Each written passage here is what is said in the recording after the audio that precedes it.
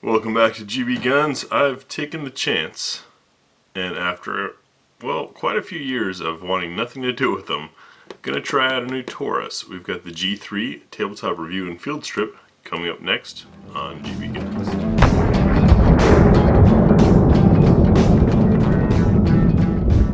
So, some years back, while I was instructing, had a student bring in a G2C, and I was really impressed with the feature set on it. The overall ergonomics, the feel of the gun seemed pretty darn good for the cost. And so I bought one. And that gun broke within 150 rounds, and Taurus at the time wanted me to pay for the overnight shipping to get it across the country for warranty repair. That shipping bill would have cost me about half the value of the gun. Ended up talking to a then new company by the name of Lakeline LLC, now very famous among Taurus users, and trying out one of their recoil springs, fixed the gun. Anyways, the gun continued to work fairly well, but it took aftermarket support since Taurus wasn't going to stand behind their product. Taurus has since changed CEOs.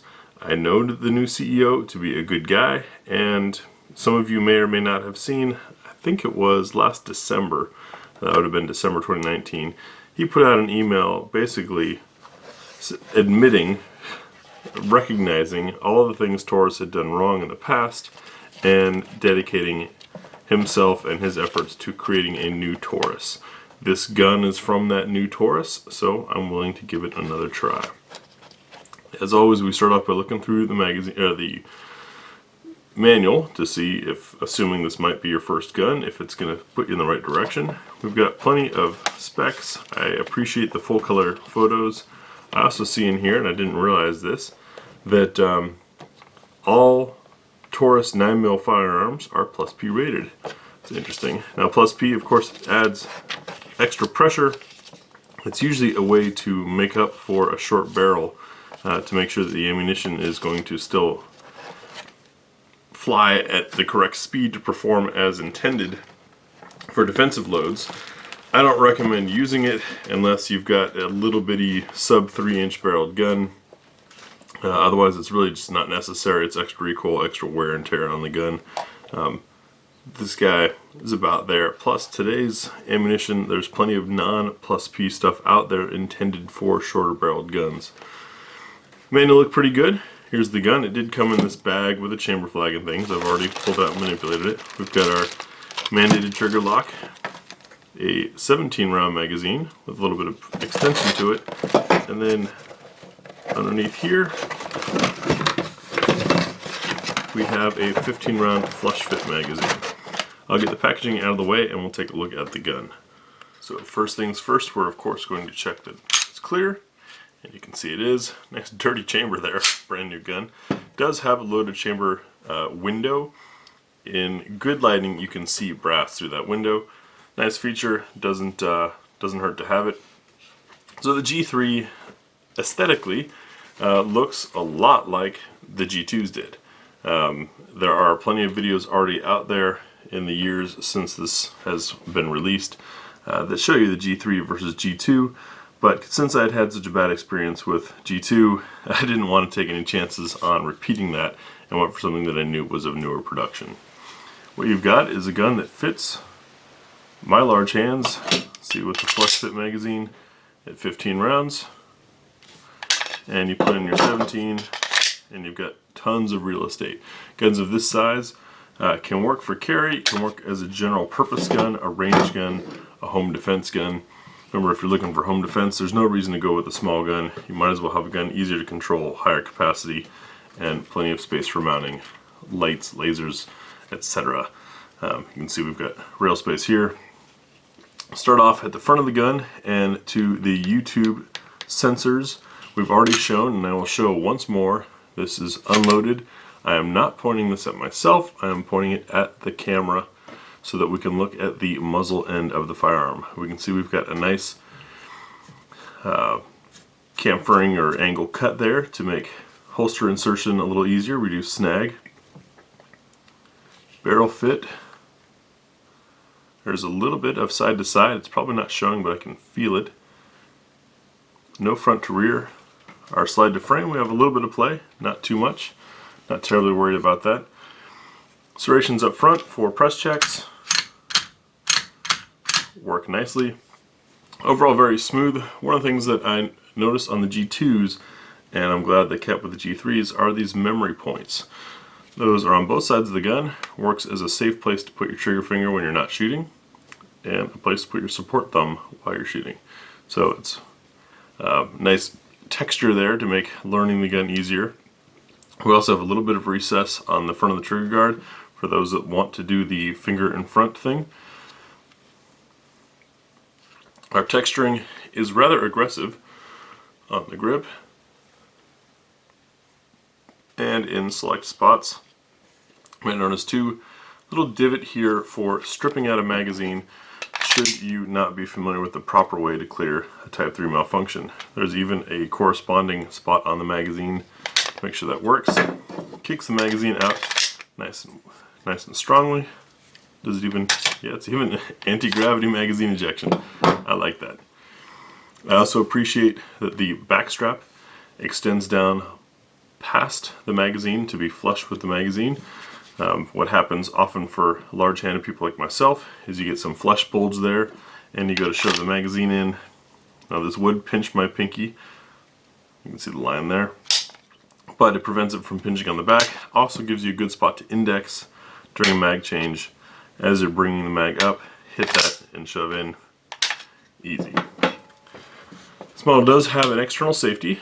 Safety click is good and strong and definitive, and it works whether or not the striker is armed. Gun's clear. We've fired. So dead striker, and still have that. Now this is the double action repeatable style of striker fire. That is handy for guns that face neglect, have old ammunition or ammunition that's been neglected.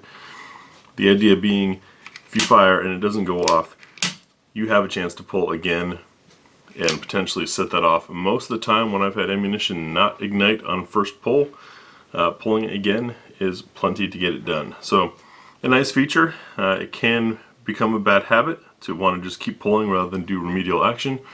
But that's a training issue that you can decide for yourself separately.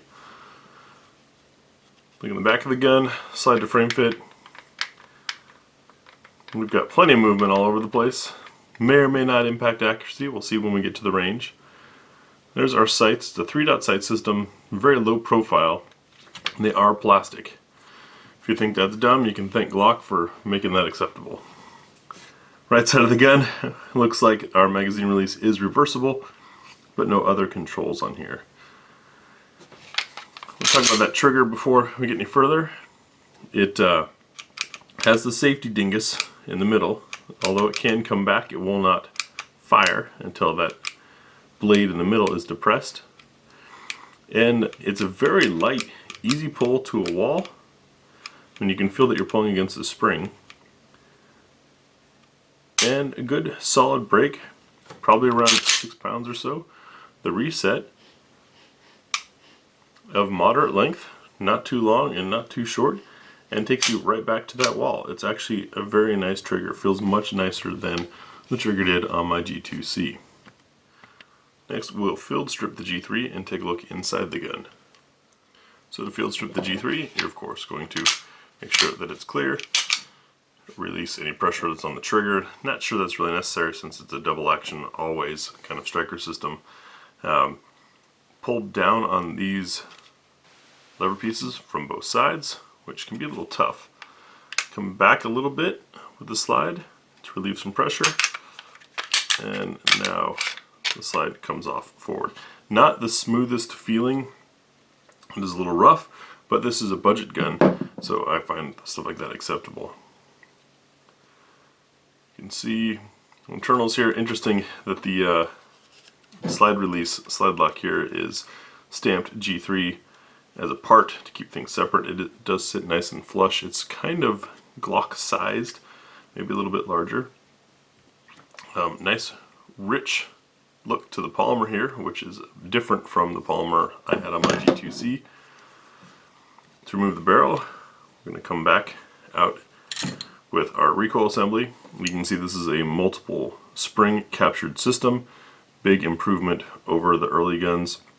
What had happened on mine was one of the coils had skipped over and locked itself, and that had my slide stuck to the rear, and it took quite a bit of force to get it out. From there, we can pop our barrel unlocked and out. This thing was definitely test fired. Rather filthy. And our construction inside is about what you expect from most modern strikers. That circle there is our safety, basically, drop safety, and that's part of what you're feeling in the initial trigger take-up is depressing that, which allows the striker to move. External extractor, which is nice. Did notice there's some sharp edges on here, so you want to be careful in quick handling. Racking the gun like that, you might take some skin off on that corner with a sharp. Take a look at chamber support in our barrel, as always using our Nosler match. Do this because Nosler is the most consistently formed brass, well, consistently firing ammunition I've experienced.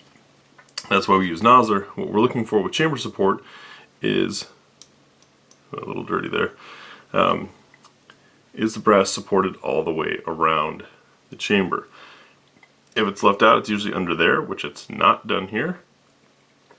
And that's significant in case you're going to be firing plus P, for example, or even just budget ammunition, perhaps some reloads. If there's a case rupture and the chamber is not fully supported, that extra force is going to come out here, down through the stock of the gun, and usually shoot the magazine out and ruin your day. So, fully supported chamber it appears here, which is nice. The finish remains, I guess you could say, Taurus grade. You can see I've already got quite a bit of wear on the barrel here and some on the hood, just from the few times that I've manually racked it since I picked this up from the shop. Not a big deal, just lets you know right away where you're going to want to put oil. So, it is still very much a budget gun. In fact, I was able to pick this up thanks to those of you who support us on Patreon. This thing was under $300 even during all of the panic buys that have been happening in 2020. Getting this back on, there we go. Just had to jiggle it a little bit, pull back, let it go, and it's back on and together.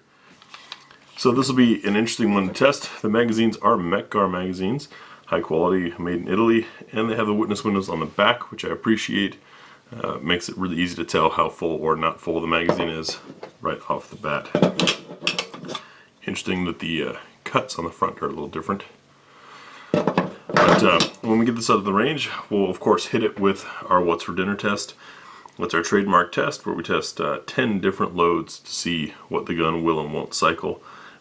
You'll get opinions from Tia and myself as far as shooting impressions, and we'll do some accuracy with it just to see how out of the box, without much practice, the gun shoots for us. But like I said, the previous design, I really appreciated what Taurus was trying to do. Mine was just so cheaply made that it wasn't reliable, and that defeated the whole purpose of having the gun. So I'm looking forward to the G3 performing a bit better for us. This has been out for a while. I'm sure some of you already have one. Let us know in the comments below if you've had any notable experiences, positive or negative, any ammunition you've noticed to work or not work with it, and if possible, we will include that in our range test. Thanks for watching.